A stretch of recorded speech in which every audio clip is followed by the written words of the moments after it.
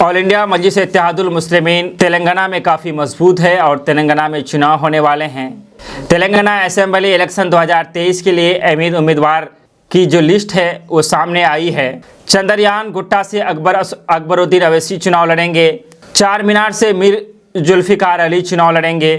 कारवा से कौसर मोहिउद्दीन चुनाव लड़ेंगे। मलकेट से अहमद बिन अब्दुल्ला बलाल चुनाव लड़ेंगे। नामपल्ली से मोहम्मद माजिद हुसैन चुनाव लड़ेंगे। यकुतपरा से जफर हुसैन चुनाव लड़ेंगे। अकबरुद्दीन अवैसी, मीर जुल्फ़िकार अली, कौसर मोहिउद्दीन, अहमद बिन अब्दुल्ला बलाल, मोहम्मद माजिद हुसैन, जफर हुसैन मेराज, ये वो नाम है जिसे ऑल इंडिया मजलिस इत्तेहादुल मुस्लिमीन ने तेलंगाना चुनाव के लिए इस लिस्ट को फाइनल किया है। उनमें से एक नाम माजिद हुसैन जो परखर वक्ता है और मजलिस का एक मजबूत सिपाही है। अकबरुद्दीन अवैसी को तो आप जानते ही हैं, अपनी बेबाक आवाज़ और सरकार पर तीखा हमला बोलने के लिए जाने जाते हैं। मजलूमों की आवाज़ को बढ़ चढ़ कर उठाने का नाम अकबरुद्दीन अवैसी है। तेलंगाना का चुनाव ऑल इंडिया मजलिस इत्तेहादुल मुस्लिमीन के लिए काफ़ी अहम चुनाव है। यूँ तो 5 राज्यों में विधानसभा चुनाव होने हैं और उनमें से कई राज्यों में एमआईएम द्वारा चुनाव लड़ने का ऐलान भी किया गया है, लेकिन उन सब में तेलंगाना विधानसभा अपने आप में काफ़ी मायने रखता है। तेलंगाना विधानसभा की काफ़ी अहमियत है।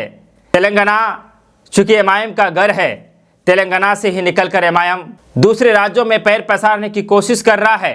ऑल इंडिया मजलिस इत्तेहादुल मुस्लिमीन कभी बंगाल में चुनाव लड़ने का काम करे तो कभी गुजरात, तो कभी यूपी, तो कभी बिहार।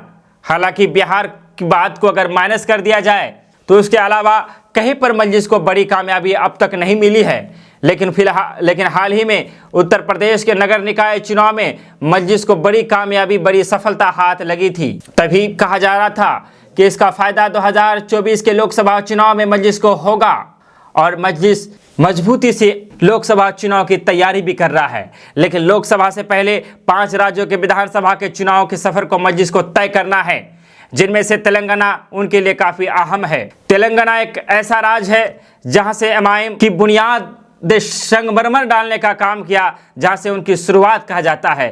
क्या लगता है आपको, तेलंगाना विधानसभा में मजलिस पहले से ज़्यादा बेहतर परफॉर्मेंस करेगी या फिर उनकी सीटों की संख्या कम होगी? आपको क्या अनुमान लगता है?